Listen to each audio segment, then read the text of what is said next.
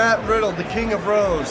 Support WrestleTalk. Do it, bro. Support WrestleTalk! What is going on in WWE? I am Luke and this is El Fakador Laurie Blake. It's Friday. Gotta get down on Friday with the WrestleTalk podcast magazine show. And yeah, pay royalties to Rebecca Black now. Christ. I mean, it is a banging song, though, isn't it? I don't know. Fun.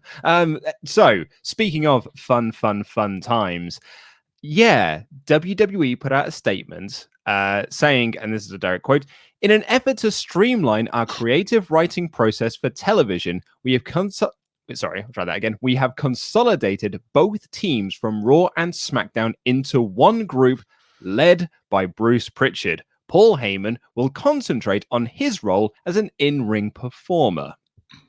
So, last year, in fact, it's less than a year ago. It was in June, but it was less than a year ago. WWE made the announcement that Paul Heyman and Eric Bischoff were coming into WWE, coming back to WWE in the case of Bischoff, to be the creative directors of both Raw and SmackDown. Bischoff lasted 4 months. Or thereabouts. Brian Alvarez, I think, reported, he said at the time on Wrestling Observer Radio, maybe Figure 4 Daily, that he heard nothing good about Bischoff's run. Like, he apparently had no idea who anyone was. Yeah, sure. But I mean, SmackDown's really picked up since as well, hasn't it? So, yeah, out of the frying pan. And yeah, and like SmackDown has been it's been a bland show for like pretty much since the Fox run. Its last few weeks haven't been that bad, but like it's been like a bit of a, it's picking up. But I wouldn't exactly say like, oh, they've completely turned it around. Now, WrestleVotes are reporting that regarding the creative change, some sources indicate that Raw has been a mess lately. At times recently, the show has been changed up to the point of air. While the blame isn't solely on Heyman, he is the one taking the fall here. I couldn't continue like this was an exact quote. It couldn't continue like this was an exact quote I got. So, yeah. You kind of got to imagine that is one of those situations where what Heyman wants to do with the show is not what Vince wants to do with the show. Yep. And I don't think, this change doesn't say that Paul Heyman is creatively bereft. It doesn't say that he even had bad ideas. It doesn't say that the show necessarily even was the product that he wanted to make. There's always that opportunity in WWE that Vince has swooped in at the last minute, heard the storylines that were going to go ahead and gone, oh, I don't like those, so do these instead. And that is why at the last minute, everything's being changed and kind of, rather than blame himself for making it really awkward, it's much easier to fire somebody and install somebody who, they've been saying about Pritchard that his vision for Raw is more in line with what Vince wants. Exactly, which, that if that just smoothing the creative writing process, and part of the creative writing process in WWE is not just having ideas, it's getting those ideas past Vince, then this is probably the way to do it. And just be like, if you have someone who already thinks like that and knows what Vince wants, then you're going to have far less arguments. I brought this quote up quite a few times. It was from the Attitude Era podcast when they were reviewing Kane's autobiography. I think this was on their Patreon. But they were talking about, like, Kevin made the point that Kane is the perfect example of minds coming together, because the creation of the Kane character in 98, because you had, or 97 rather, because you had Vince Russo's VHS video store rental, movie loving, love of the fantastique, that. You had Jim Cornette's love of long-term storytelling and building a character over time. And you had Bruce Pritchard, who knows what Vince will say yes to. You combine all those three together and you got Kane. And that's exactly it. Like, Bruce Pritchard is the ultimate company yes man. He knows, like, if you give him 10 ideas, he will be like, okay, well, these are the two that Vince will like, so we'll only present these two ideas. It's seemingly just not worth it to do anything else, is it? Yeah. And you know what? This obviously, I think this causes a bit of a stir in the wrestling world, and people want to speculate about it. Raw and SmackDown should have had combined creative teams the whole time. Like this is the thing that WWE keeps getting slammed for, is the complete directionlessness of people transferring across brands. Like, you know, we've had wildcard rules, we've had just sort of doing away with the brand split really to some degree recently, and people aren't the same characters when they move between brands. They're not in the same feuds. They're doing things on two different brands that are completely different. Like, people should have a storyline. We were talking about this for the fight show about Charlotte Flair. Like, Charlotte Flair has been on every single WWE product recently. Charlotte Flair is a different person on every WWE show. You know, as NXT, she's sort of a bit of a douchebag champion. That's how she was presented. And on Raw, she's Charlotte Flair, this sort of like the hardest working woman. Yeah, the hardest working woman. On SmackDown, she's sort of in the mix with other people. It's like, it would make sense if storylines crossed brands, and having a creative writing team that all is in together, that works really well, because then if you are going to cross somebody over, you can have a reason for them doing it. Yeah, and like, it's the reason why they had Bischoff and Heyman come in originally was because they wanted Raw and SmackDown to have different feelings. Yeah, and that's because that's what Fox wanted. Fox wanted SmackDown to be this more sports orientated product. In the end, it just became Raw, but again, and you know, like they've clearly had. They have been different shows, though, because Raw has been focused on building new stars. It has been looking at younger talent and being like, okay, who can we create here? So let's look at Angel Garza. Let's try and do some stuff with Cedric Alexander. Let's try and do some stuff with Humberto. Bearing in mind as well, these are a lot of lads that Vince McMahon has then just cut off at the knees. The only one that he's really successfully managed to get through all of this is Drew.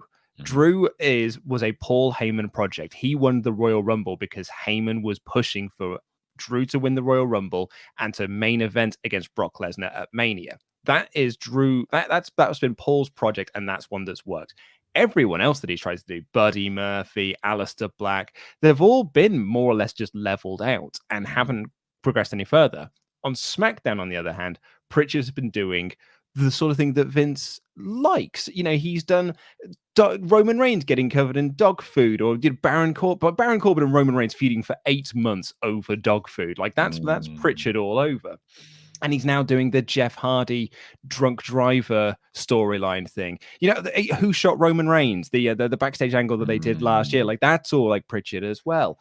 And now, so SmackDown is airing tonight. They've already taped it, and one of the angles that's airing on tonight's show is a contract signing between Jeff and Sheamus, where Jeff Hardy throws urine in Sheamus's face. Like, that's what Vince wants. And it's always this kind of frustrating thing where people are like, oh yeah, the creative process doesn't work, so Vince just fires people. It's like, well, you're the one making the decisions. Yeah, well, exactly. This is the thing. You can't make decisions, they go badly, and then be like, well, it's all of your fault for suggesting other ideas that we could have done. No, it's the kids that are wrong. Yeah, exactly. And this is the thing. Like, Paul, I don't know. It depends how Paul Heyman thinks about this, I guess. Like, maybe he's relieved that he doesn't have to keep coming up with brilliant ideas that get, quashed at the last moment. Maybe he's quite happy to go back to just taking his paycheck for managing people, especially when it's someone like Brock who, isn't there a lot. He isn't there a lot. You don't have to do very much. But yeah, it's a shame, really, because like, to just do. I think the biggest problem with WWE that most people would argue is the sort of the Vince-centric nature of the products. Like, making a product, we're making a global product that goes out to millions of people and has millions of fans, but we're making it for one man. Mm-hmm. And really, that's all we're doing. This is like when Kevin Smith made that documentary for Prince, thinking it was going to go somewhere, and it just went in the vault. Like, this is, this is the equivalent of that, but we're just accidentally getting to see it. Like, this is, it'd be more interesting to give it to somebody more radical to lead the writing team, someone who's going to take WWE in a different direction, because the current direction that they're in, as proven by the kind of ratings fall when there's no fans in arenas, just isn't vibing with people. People aren't really chiming with WWE right now. I think SmackDown has been in a hell of a rut of just sort of hokey storylines, quite boring storylines for everyone else who isn't in sort of they're not Mandy Rose and Otis in a love triangle. Like, there were a few standout stories from SmackDown since it went on to Fox. And none of them, funnily enough, are the sports angle that they were asked to do. Like SmackDown has actively pursued people who aren't like sports stars as its main talents recently. So like it's completely baffling. And Raw has tried to make a go of making new stars, and every single time it's the crushing inevitability of them just being like, "Oh no, you're just a mid-carder now." Yeah, absolutely.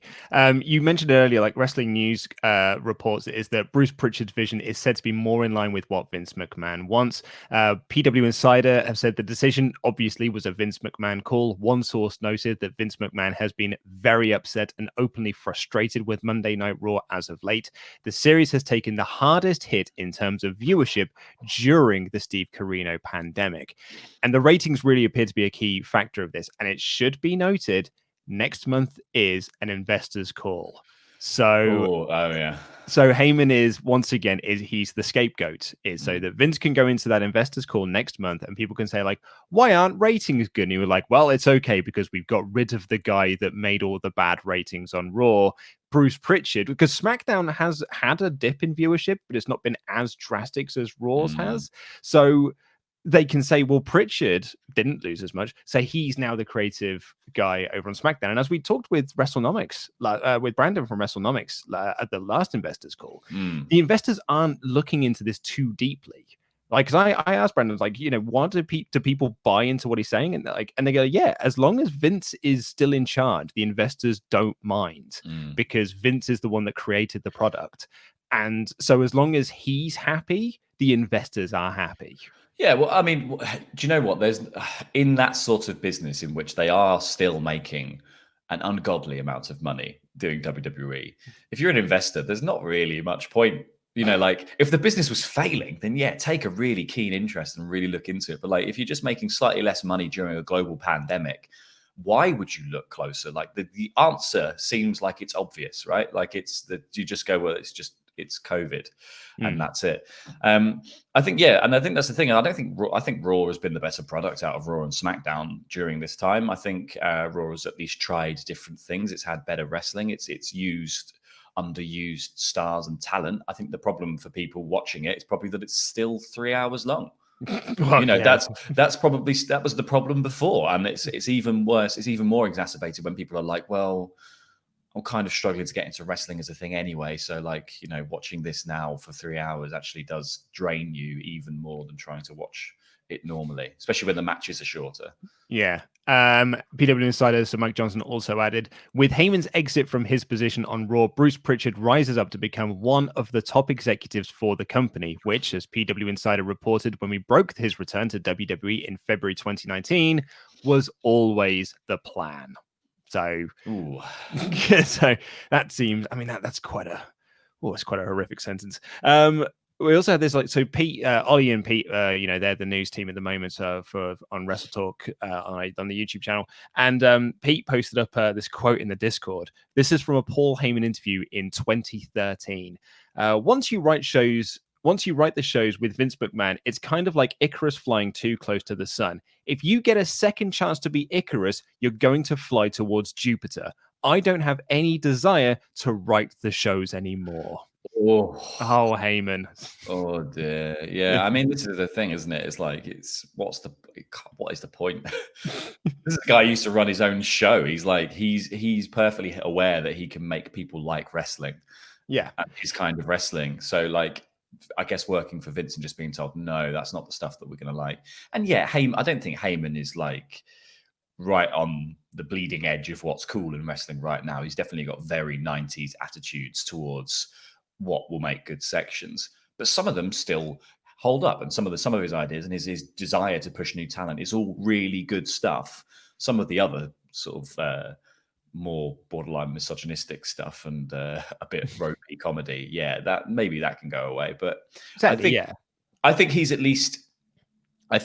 sort of boundary pusher, Heyman, and that's what's kind of interesting. I think that's he pushes boundaries in sort of in not a really try hard way. I think Jeff throwing urine at Sheamus is quite try hard to be like edgy, and I think the way that Heyman does it and the way that he sets up kind of big moments isn't so obviously trying to push your buttons, but can push your buttons in the right ways. Look at the stuff with like Edge and Randy Orton and all that kind of thing. Like all this stuff is very clever to get people riled up, but isn't trying so obviously hard. It isn't dog food. It isn't, Yeah.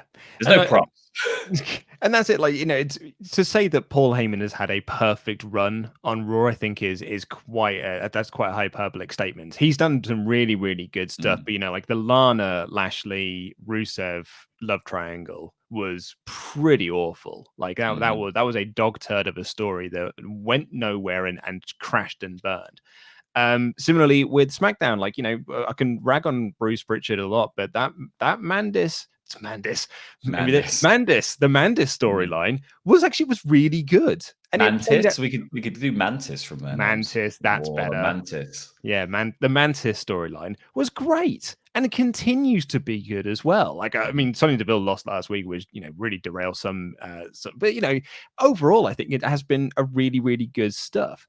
It's just, I feel bad for Heyman because this really does feel like he's the latest scapegoat.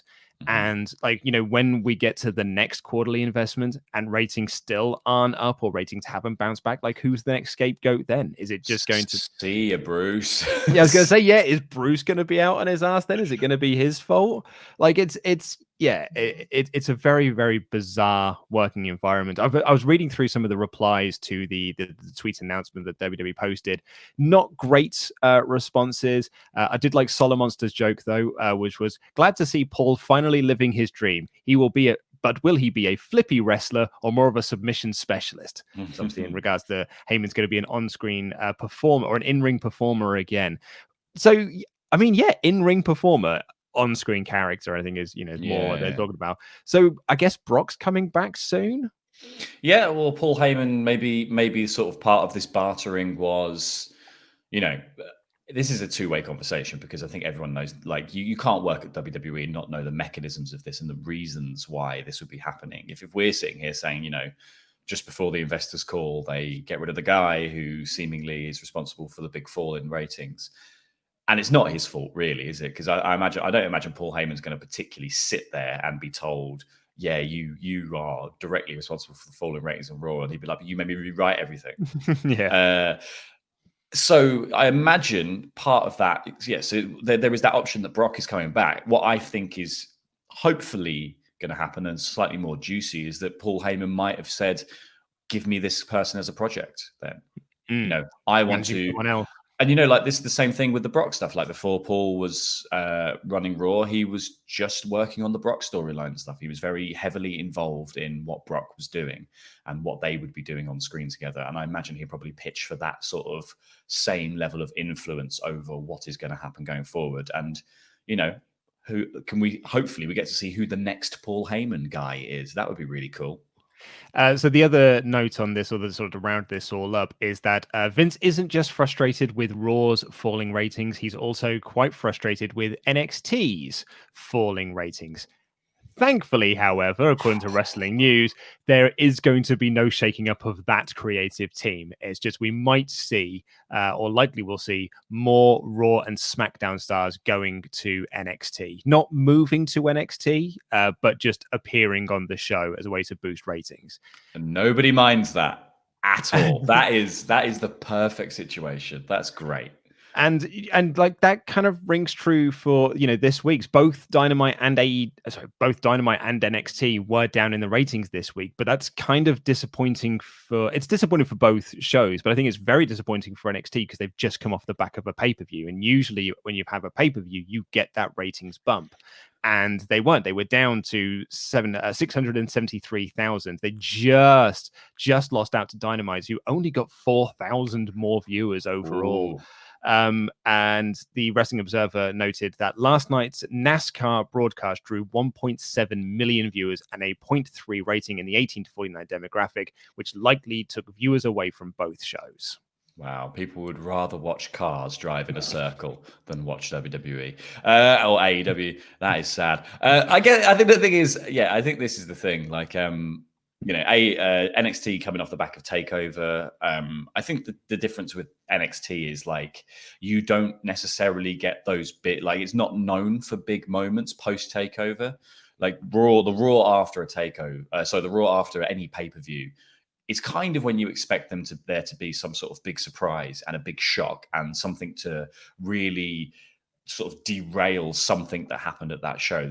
That's where WWE maintains its momentum. NXT tends to do people getting their heat back, or sort of people coming out to just address the fact that they're the champion again. And they don't necessarily push much forward. I think this week's NXT was very good at pushing some stuff forward, like Scarlett coming out and confronting Adam Cole at the end was just a brilliant symbol, and a wonderful bit of television, but like a very exciting vision of the future. But they don't necessarily they don't have these crazy things after takeovers. They normally have their debuts sort of at takeover. They normally have their big moments to close a takeover rather than sort of waiting until the next night. So I guess there's not that training in the NXT audience to be like, well, I'm really bothered now. Like, I'll pick it up again slightly later and then we'll catch up before the next takeover. Because also that's probably months away now.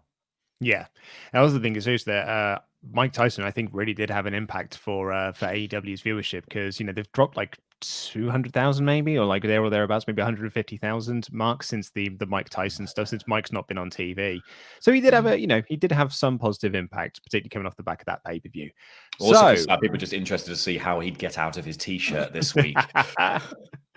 Right, so let's dive into the Patreon mailbag. If you would like to submit a question to the mailbag, all you've got to do is become one of our awesome pledge hammers on Patreon over at patreon.com/WrestleTalk and leave a comment in the community section. Do not email me, I will just lose it. The first person to submit a question is called Luke Bowers, killing it in the name department there, Luke.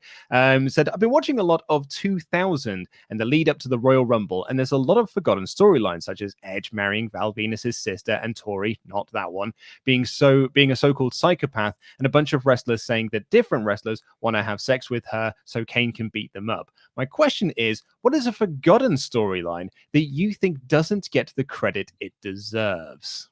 Perry Saturn loves a mop.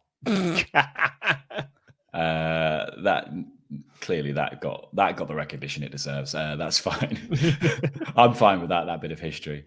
Yeah, that's a really good one. Like there's part of the I was about to say there's part of the Beaver Cleavage stuff. Like when Beaver Cleavage failed and they tried to repackage it and he came out as Chaz and he had his girlfriend and the girlfriend was sort of lying to him and that brought about the return of the Headbangers. Like there was some stuff in there that I kind of like. It's very, very like it doesn't hold up particularly well with under a modern lens. But there's bits and bobs in there. This is the thing. You look up like obscure wrestling storylines, and it's things that people talk about all the time. It was like looked it up, and it was like Kane versus fake Kane. It's like Eddie Guerrero and Rey Mysterio fighting over custody of Dominic. It's like this an obscure one. People talk about that all the time. Like there was a question on Quizlemania this week. Aliada said that this whole greatest wrestling match gimmick is obviously never going to work with regard to the match actually being the greatest ever. But it is a good business move because the Backlash card is filled with matches one could see on normal TV taping, and all the matches have a fairly obvious winner. So with that, the gimmick as Edge versus Orton, with that gimmick for Edge versus Orton, people will tune in to find out what they do and how much it sucks. Even for people who don't tune into the pay-per-view, people will probably still watch like the match was based on reviews, be it horrible or good, because they want to see for themselves and how much WWE overbook it. I could be wrong. Let me know what you guys think. There's always lots of love from you guys from Pakistan. Hope you're staying safe and jam that jam. If I was to do some broad speculation, I think this greatest wrestling match stuff probably wasn't designed for this show. I think actually this was posted up on WrestleTalk.com yesterday. It kind of has a bit of a Saudi Arabia vibe to it. Yeah, they love the biggest, greatest, bestest to wake something. Yeah, exactly. Yeah. So I kind of feel would that's what it was. But like, I kind this of would have been this would have been the greatest wrestling match ever. ... in the beautiful city of Riyadh. Yeah, here you go. So progressive. But I kind of get what Ali is saying here as well, is that like if you market something as the greatest wrestling match, you might get people tuning to be like, well, I mean, is it? People who are expecting it not to be, which I'm expecting it not to be. Oh, big time. Yeah, big time. Because although my prediction was that it's not actually going to be a match, according to reports, it actually is going to be a match, and it's about half an hour. Oh dear. That'll be a fun little stream for us on Sunday night. But so people are going to tune in to be like, well, is it? And if it's not, to be like, what a load of crap that was. Get on social media. That was not the greatest match of all time. People are talking about it. Yeah, I think it's not in a positive way, but people are talking about it. I think the more genius business move here is to name something the things that people will Google. And I think that is kind of the more insidious, clever bit of like marketing here, to call it the greatest wrestling match ever. And I think the conversation of what is the greatest wrestling match ever has very much shifted in the last 5 years to probably something with Kenny Omega in. Probably something with, like there are so many like Dave Meltzer recommended matches above 5 stars that happened in Japan or on somebody else's programming that probably Vince is his blood's probably boiling a little bit, that people are Googling that, and that's what's coming up. So naming a match on one of your shows and your entire show really the greatest wrestling match ever, if you try and Google it now, that's all that comes up. So this is I think this is one of those situations where he is just manipulating search engines to wipe out the idea that other shows might have had better wrestling matches than his shows. Which means at the next pay-per-view, the match is going to have the gimmick of, does 5G cause Steve Carino? Kano Mac. Hi, guys. This is my first mailbag post. I've finally become a pledge hammer after years of watching you. I remember the time Ollie was alone and the T-shirts were falling down during the Wrestle Ramble. My good times. My question is, if you could be the leader of a wrestling faction, which one would you be and why? And you can add a new member of your choosing from any era or company. I'm going to pick the Nexus because I bloody loved the Nexus. I want to lead the Brood. Good shout. Yeah, I want to lead the Brood. And who do I want to add? Su Yung. Yes, that's great. Yeah, I'm going to pick Nexus. Who would I add? Any era from any company? I'm not sure on that one. That's a good question. I quite like my Brood to be sort of slowly siege into from just like vampires into like movie monsters. So I think Su Young's a good starting point to be like, well, we've got a zombie. Yeah. So now we're gonna get a Frankenstein and we're gonna get a PCO. Yeah, exactly. Manraj, hey guys, with the amount of time on my hands with the ongoing current pandemic, I was looking to rewatch the rise of wrestlers such as CM Punk, Daniel Bryan, Austin, and The Shield. Could you please point me in the right direction of where to start watching these guys on the network just before they broke through? I think actually the network has a lot of playlists for those guys, particularly The Shield. They've got a good playlist for them, and I'd imagine they've got one for Austin. Like Austin's rise starts at King of the Ring 96. But bearing in mind is like King of the Ring 96 is where the start of Austin's rise is. He does not win the title until WrestleMania 98. So there's a lot of that whole 97 period is a lot of build. So, but what's really good about the network, if you're using it on computer, I found this out doing Explained, is like if you Google, if you search anyone's name and what you want, sort of what you're looking for, it will give you every single highlight of like moments, and it's really well done in the fact that it literally sort of will jump you to the moment in the show. So like when I was looking for stuff about Poison Mist, say, and taking stuff from that, like it would literally jump you to the moment the mist was used in any programming, and just cool. Yeah, it's actually they don't advertise it as such, but it's actually quite an intuitive system. Dwayne the Gronk Johnson just picked up the new WrestleTalk book on a Kindle, and it's a really good read. It's probably the first book that I've read for leisure in the past few years. Anyway, as a newish podcast listener, I'm sorry if you've already done something like this, but my question is, you're creating a faction of 6 WWE wrestlers who never won a world championship. Who would you put in your faction? We sort of had a Mount Rushmore question like this on Quizlemania recently of like people who didn't win the titles. That was like Perfect, Piper, Owen Hart. What was the other ones that we had? Oh man, there was something like I feel like now like a lot of people have won the title because like I would have put Christian in there, but Christian's now won a belt. AJ's won the belt. Samoa Joe's never won the WWE title, Universal title, so he'd go in there. I wish he would. Yeah. Who else is a good one? Edge just won the belt now. I'm trying to think of like some Attitude Era guys that got a big push. Bradshaw got the belt eventually. Matt Hardy never had the belt, I suppose. So yeah, you could put him in there. God, that's hard. Coming up with six is really difficult. hard. Yeah. 6 is hard. Dude, 1 is hard enough. Isaiah Kennard. Hope everything is going well with you guys and you've had a great week. I have a conspiracy type question. Do you think Daniel Bryan might be sticking around to have his last match with the one and only CM Punk? No, I think he's sticking around because he likes wrestling. Yeah, he was desperate to get back to it. So I imagine he's sticking around. Yeah, and so he's gonna run that thing till the wheels fall off. To nick a phrase from The Undertaker. Oof, and a sad documentary. Oh my God. I found it so hard to watch because it's just like he keeps being like, yeah, I've got one more in me. And this is a man who will never be satisfied with his own performance at the age that he's at. And yet he's still just like, yeah, okay, well, I'm going to have another one then to sort of wash the taste of that one out of my mouth. Oh, no, that one was worse. I'm going to have another one to wash the taste of that one out of my mouth. It's like you should have just, at the Roman Reigns one, you should have just gone, man. Like, yeah, it was when that Michelle McCool quote where like he has the bad match and she's like, well, that means he's having another one then. And it's like, oh, God. But his I don't know, his theory on what a bad match is different to everyone else's, you know. Dylan from Cork. Hello, lads. I'm writing this question after I've just finished watching NXT TakeOver in your house. The set for the show looked amazing and it was a lot of fun from top to bottom. Got me thinking, what are some old pay-per-view names that you'd like to see WWE bring back? I always loved the Armageddon pay-per-view. The set was always cool.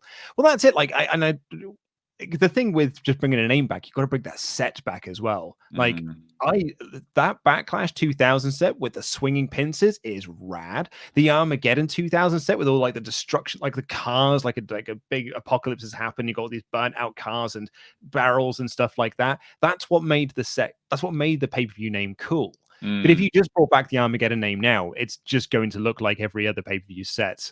And like, yeah, exactly. The sort of dressing is only saved for WrestleMania mainly. Like, TLC gets a lot of ladders, but I think that's quite cheap to do. So I don't think that's I liked Armageddon, your Judgment Days. I mean, WWE and WWF at the time had a very sort of cool bent to all the name. It's funny that we've gone from that to like Great Balls of Fire. Yeah. Oh man, they should have lent more into that. Stomping Grounds. It's a boot. Flame Ink Live. Do you guys like rock or metal? If so, have you heard of the Poets of Fall? They have some of the greatest music I've ever heard. Look up their other band, Old Gods of Asgard. It's their Alan Wake controlled games band. They are, in my opinion, one of the best storytellers in modern music. Well, thank you very much for the recommendation. If you saw our Facebook live stream that we did on Wednesday, we talked a lot of, I talked a lot about Slayer because it kept coming up in the comments. Luke just talked about Slayer non-stop. And then Source. And then sources. Matthew Scheel. I've been wanting to learn more about past wrestling from the 70s and 80s and was wondering if you know any websites that have matches from that era. I still have the network, but I can't find old pay-per-views for some reason. Any suggestions on where I can find the older matches and promos? Thank you. Keep up the hard work. So yeah, WWE I think they own a lot of the they own libraries. So much. They own they own most of like the old NWA territories. If you the difference is you have to look up what the match is and then search that on WWE.com, and then that will probably link you to the network. Like I said earlier, it is actually pretty intuitive and they have most stuff on there. It's just very difficult to navigate in a normal way without you have to sort of I think if you search on WWE.com, it will bring up videos, highlights, images, etc. for every single thing that you could imagine, and then you can jump right to the moment. It sounds like a really good advert for the WWE. And then you can jump right to the moment you want to watch, but you can, and it's very intuitive and it's great. So do that. Brett Marriott. Hi, guys. I had a thought about the whole Charlotte situation. What do you guys think of the idea of having Charlotte enter Survivor Series as the triple women's champion, i.e., holding all 3 belts? And she has to defend all 3 belts in a three falls fatal 4-way match against a contender from each brand at Survivor Series, with each fall being for a different belt. Play on the Kurt Angle. Benoit Jericho 2000 for the Intercontinental European titles. The original match, so okay. So what do you think about that sort of match? It also helped Charlotte get very quick to her 16 reigns. I prefer the idea that Charlotte enters Survivor Series with all 3 belts and just has a match with herself, as sort of or she could just do that in Night Champions, I guess. I don't like it. I don't want Charlotte to be all 3 champions. I don't think anybody really does, except maybe WWE higher ups. And I think they're using Charlotte right now to fill the Becky-shaped hole that they have. They need at least one horsewoman doing something. So that's why Charlotte, I think, has been sort of dropped from NXT and sort of fast tracked over here. But I think that's going to last a little bit, and then I think Charlotte is going to come back to NXT and retake the title from Io Shirai, and then Rhea Ripley will win the belt back from Charlotte at sort of takeover around WrestleMania time, because that's long-term storytelling. Well, we've got a question about that coming up, in fact. CJ Warren, first off, before that says, first off, I just want to say Quizzlemania has been the highlight of my week for the past couple of weeks. I'm so proud of you, Luke. Thanks, mate. Recently, I decided to go back and start watching wrestling from the very beginning of Monday Night Raw. I'm going to watch every episode of Raw and all the pay-per-views, and then when WCW and SmackDown come along, I'm going to try and watch those as well. I'm assuming you mean Nitro as opposed to just WCW brackets general. This will probably take many years. Yeah, it will. But in the meantime, I'm enjoying it, and I'm on my way to King of the Ring 93. My question is, what match from 93, 97 should I be looking out for? Excuse me. And also, are there any years I could probably just skip? Yeah, probably from 93 to 97, you can probably just skip. Certainly 95 through to 97. Those are some. 94 is not great either. Why is wrestling history just like there are whole years you could just skip? It's bad. It's weird because like most TV shows, you go like, you can skip the first season because it gets better at season 2. But like WWE and WWF and WCW, it's like, just skip a whole year in the middle, and then maybe then the next one after that year doesn't really matter. Then this one's yeah. So I mean, there's some like good stuff throughout, like 93 through to 97, but it's just like 97 is when you could make the argument that the gears start to tick over and things start to kick, and things start to get moving a little bit, like particularly when they start to really compete against Nitro after Nitro starts kicking their ass and stuff. Toxic Dogma, first of all, super chuffed at Dominion getting a full review this month. Can't bloody wait for that. Absolutely. So patreon.com/WrestleTalk. Ollie and I will be reviewing Dominion from 2018 with that excellent, incredible, literal greatest wrestling match ever between Kenny Omega and Kazuchika Okada, the 4th one of their quadrilogy. Oh man, we've recorded a bit of it already, and it's been so much fun to revisit. There's also a lot of, as a bit of a tease, also just a lot of chat about the behind the scenes at WrestleTalk at the time, because 2018 was when you joined us. It was when you came in, and like Ollie was taking holiday, and then I took a bit more holiday, and it was like the creation of the Fakador character and things like that. So it was a lot of fun to revisit. Character. Anyway, Toxic continues. Flip Gordon recently talked about the idea of villain enterprises versus the elite. What would be your thoughts on that, and who would you have represent the teams? I think for villain, you've got to have Marty, PCO, Brody, and Flip. And for the elite, I've got to go with Kenny, the Bucks, and Cody. Yeah, I think that's the best. I think those are the best sort of.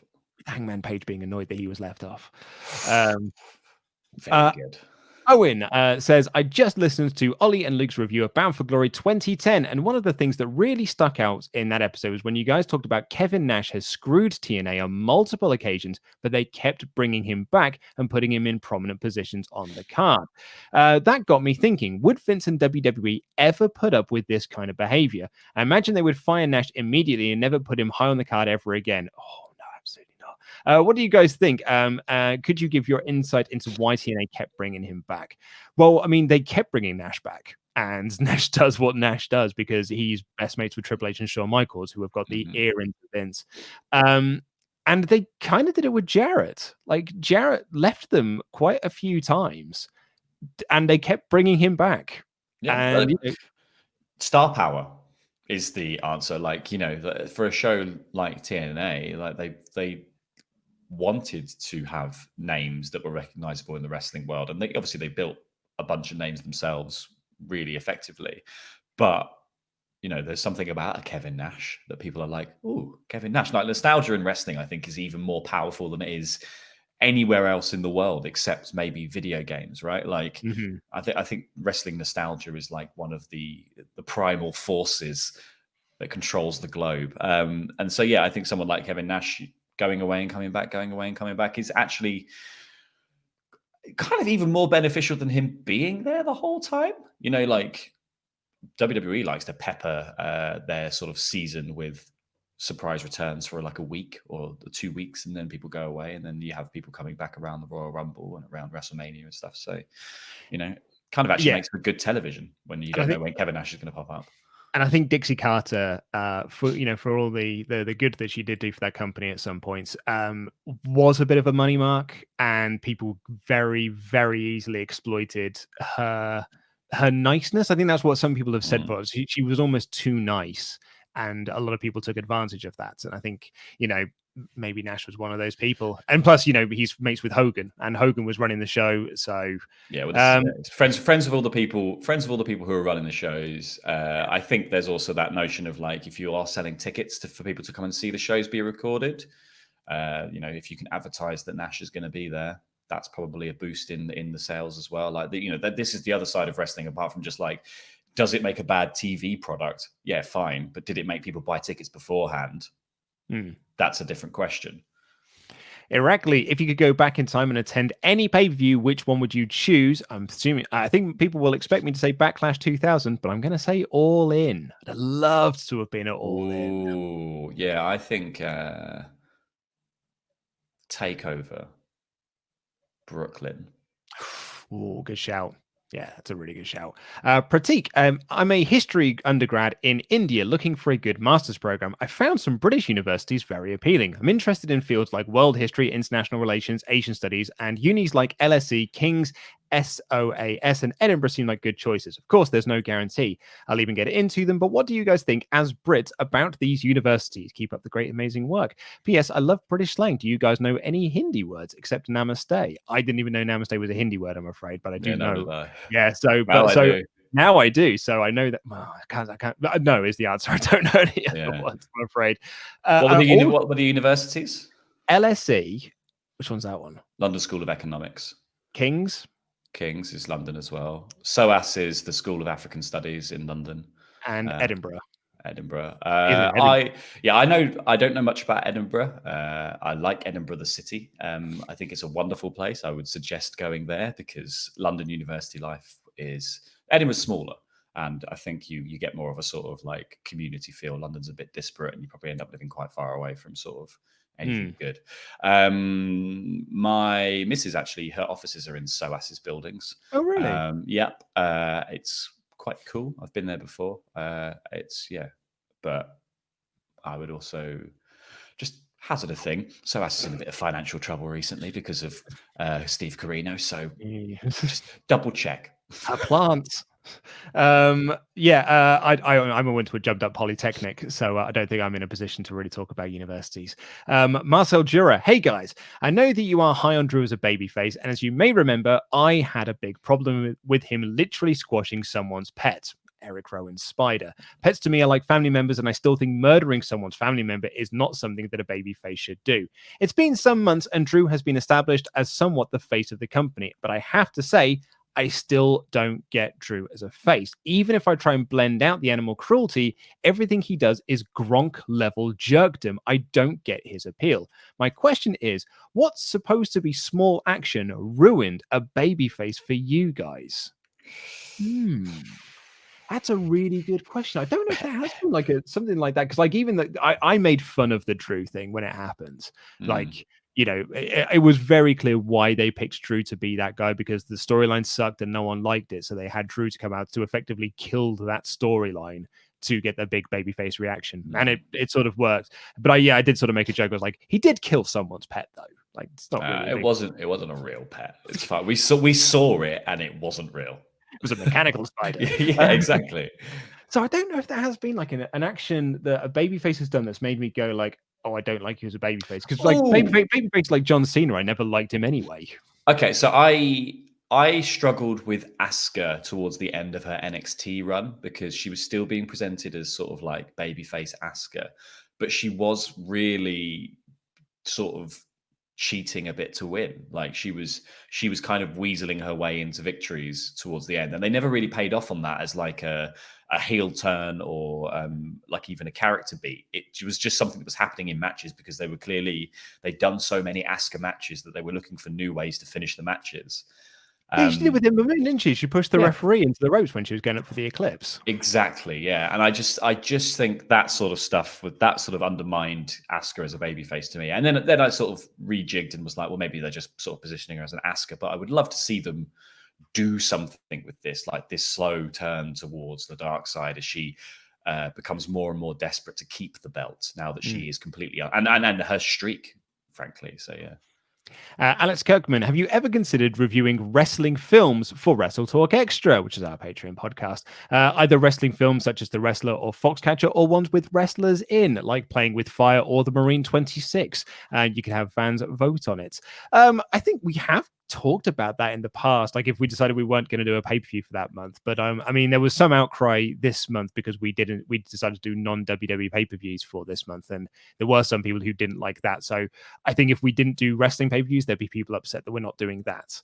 Like also, you don't want to review The Wrestler. That's depressing. It's a great movie, but holy heck, is it sad. Here's your egg saddle, lady. Ashleen said, I've mentioned this before, but I'm still new to watching wrestling full time, and I've heard a few people ask on here what matches to show people who are trying to get into wrestling.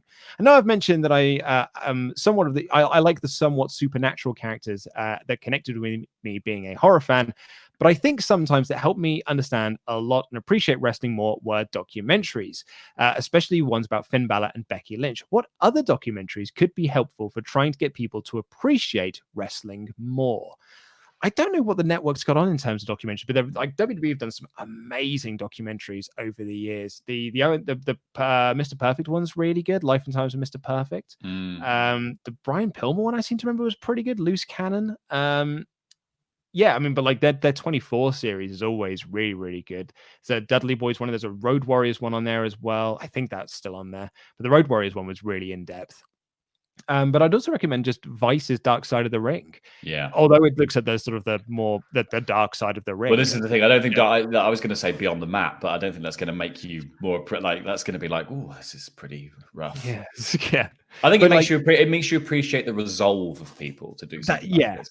I think that's what I was going to say. Like maybe not the craft. Yeah. It's kind of looking at, it does look out to the dark side of the ring, but I think it just sort of like it paints a picture of what the wrestling world can be. Kid Gaskin, I know you guys have mentioned the question on what match/moment made you a fan of wrestling. My question is, what feud or rivalry made you a wrestling fan? For me, it was Taker Orton and the love triangle between Edge, Lita, and Matt Hardy. It's Cactus Jack Triple H leading up into the Rumble 2000 is mine. I think mine would have been Rock Austin. That was about the time that I started watching wrestling, but yeah, I wasn't really watching it religiously because I was a child. Pratik Shetty says, I'm not a regular AEW guy, but I do listen to the podcast reviews and watch some snippets on YouTube. I've only watched a couple of things related to Orange Cassidy, and I'm sold on him. I watched his match with Pac and loved it. My question is to you fellas, assuming that he's in WWE, is firstly, would Vince see him as a draw? And secondly, name 3 dream opponents for Freshly Squeezed. I don't think. I think he would do well in NXT and would then fail horribly on the main roster. Yeah, I don't think they wouldn't get it long term. They don't really understand. They don't understand someone where you need to think about it for. Like, I think the thing with Orange Cassidy in AEW, he's been very well presented and very well protected, kind of as a feature. And I think the partnership with Best Friends has done well to sort of get him over as well while still having other people do some wrestling. You know, you can wear that gimmick out so quickly, and I think they've deployed the amount that Orange Cassidy does because he's lazy very cleverly. Yeah. WWE would overexpose him within 2 weeks because they liked it, and you know Yeah. they'd also make it. You know, I think they'd also do that thing that WWE likes to do, which is here is your defined move set. So Yeah. go out there and do those in a row. And he would do that every week for 10 weeks until you were tired of seeing it. He would get the hashtag 3-week push. Abid says, after Backlash, Edge and Randy Orton ends with Edge challenging Drew to be the big feud ending into SummerSlam. Lesnar returns to start a feud with Lashley. Do you think this could be the case? I think Edge might take a bit of time off after this Randy feud. I mean, maybe I would have thought he'll have something at SummerSlam, though. But yeah, I mean, I'd like to see him go after Drew. I think that'd be a lot of fun. Yeah, well, I think Randy wins this match at Backlash and sets up the third for SummerSlam, and that is, you know, Edge isn't going to win 2 matches on the trot and just be like, well, that's that done then. I've won I'm the best wrestler and the best person who fights in a gym. I think, you know, this is going to be something that goes for one final one. They want this to be. They're kind of I mean, you don't call it the greatest wrestling match ever and not try to position this as one of the all-time feuds of modern WWE history. Like, it's got to go for 3, I think. XO Jailer says, do you think that maybe Deonna Purrazzo didn't go to AEW because of Marty? They did break up a while ago. Maybe AEW didn't reach out to her because of her loyalty, because of their loyalty to Marty. Maybe they did, but she feels like she didn't want to go to the company with X's close friends. She also pulled out of All In so she could sign with WWE. Maybe that could have left a bad taste in their mouth. So yeah, this is kind of like, I was talking about this on the AEW review yesterday about how Deonna Purrazzo chose to go to Impact. And that's speculation on my part. I don't know if she did chose. I don't know if AEW reached out. I don't know what feelers were put out there. But I don't know whether, like, I don't know. Maybe there's something to do with money. I don't know on that one, though. And specifically the All-In thing, I don't think people would have a real, like, I don't think they don't feel like a petty company that would do something like that. Look, I think if she goes to AEW, she's a medium fish in a slightly bigger pond. If she goes to Impact, she's a big fish in a smaller pond, and she has more opportunity to probably be the champion. Like, you know, Impact has also had Tessa Blanchard be the top champion. So I think it's worth considering that, you know, as someone still quite young and on the rise, this is a really good bargaining tool rather than go to AEW and be like in the mix on a women's division that really features 4 women currently. And probably two of them still need a go on the top title before we're going to get to Deonna Purrazzo. She could probably walk into Impact and be instantly inserted into the same leagues as Taya Valkyrie, etc. You know, which she has done. Like, she went down there and she's already, like, you know, in line to face Jordan Grace. Like, and as I said in the AEW review yesterday, like, I think Deonna made the smart move because Impact does do a very bad job with its women's division. And I think if you are looking at your options that are available to you, I'd have probably picked Impact because at least they take it seriously. Like, it's not just like you would have just, as you said, you would have just gone there and just been part of the mix. And it's a women's division that's currently, it's on a treadmill going absolutely nowhere. Yeah, I think it's much better to be like, I'm going to get some championships, and then when we have the conversation with AEW or I have another conversation with WWE, I can go, I'm a champion. Like, you know, I'm this. I've done this for this company. You should be putting me in a similar position. Jobber JJ said, what 3 wrestlers would you like to do Impractical Jokers with? For me, it's Orange Cassidy, Big E, and Drake Maverick. Xavier Woods, I think it'd be amazing on Impractical Jokers. And I mean, do you know what? Actually, the New Day is who I would like to do Impractical Jokers with. I think what is Impractical Jokers? Oh, mate, it's a prank show on Comedy Central. I wouldn't want to do it. I think I hate pranks. Well, the thing is, what I like about Impractical Jokers is that it's the pranks are always on them. They're not pranking other people, which I think is always quite mean-spirited.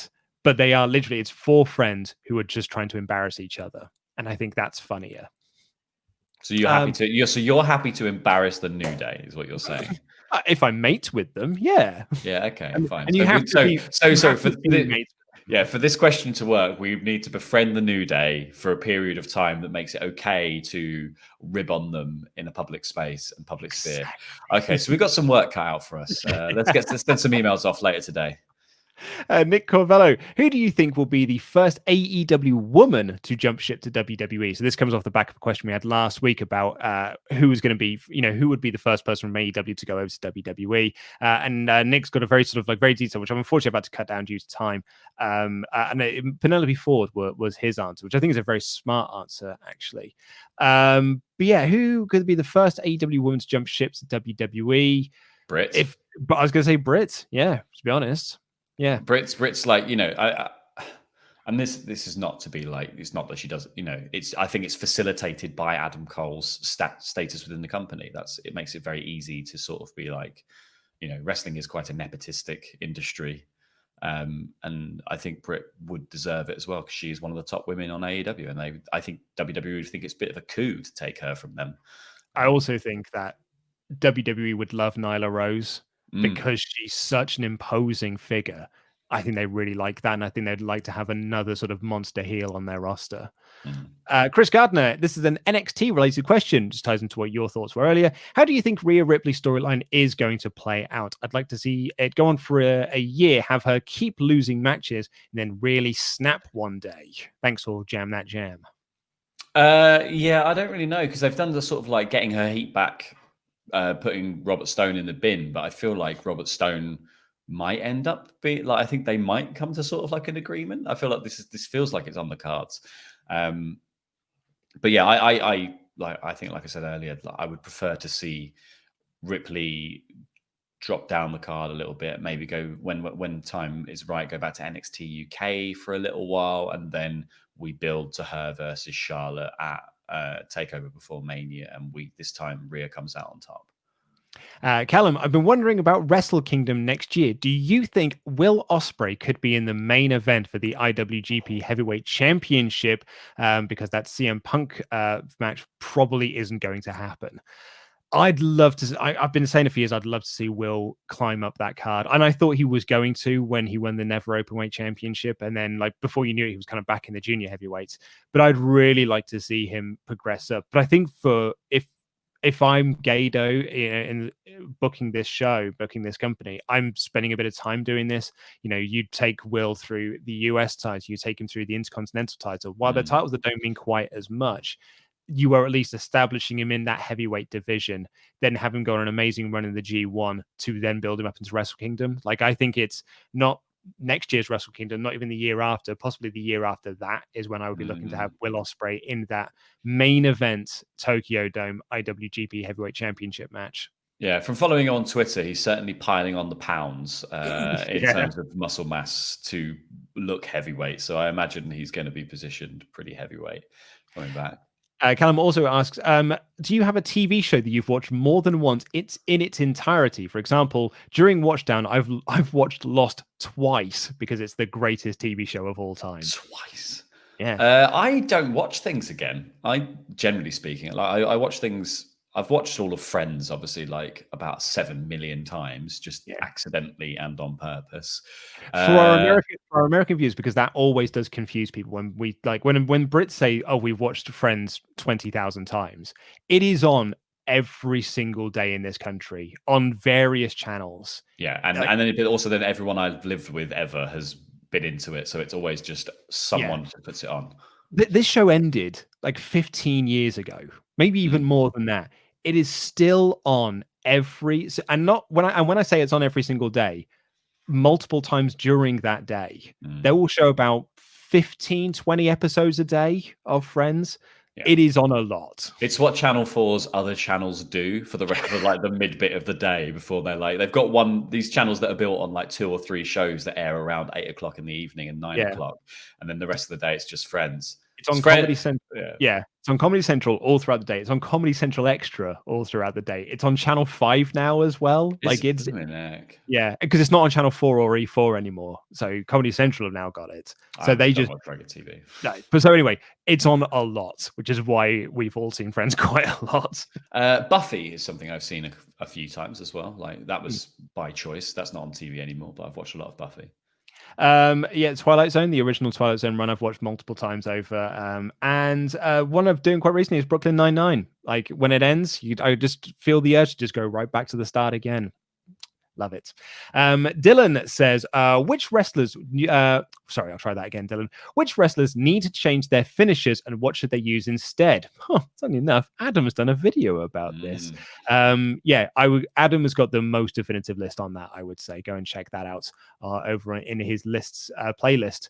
And lastly, Adam Southfield said, I've been wondering for a while now, if Brody Lee has more of an open contract allowing him to work New Japan shows, do you think he'd carry over his Dark Order gimmick, or would he do something slightly different?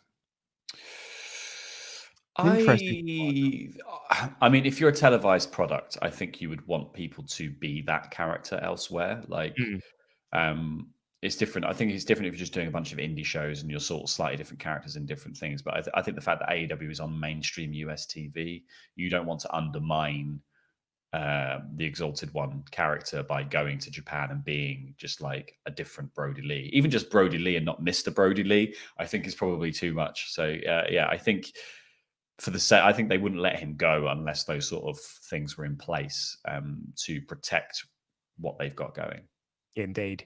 Right, well, that is all we have got time for on this edition of the WrestleTalk magazine show. Thank you all so much for watching. Please click the videos that have appeared on screen right now to catch up with the latest WrestleTalk awesome things. I've been Luke Owen. This has been El Fake Dolores Blake, and that was wrestling.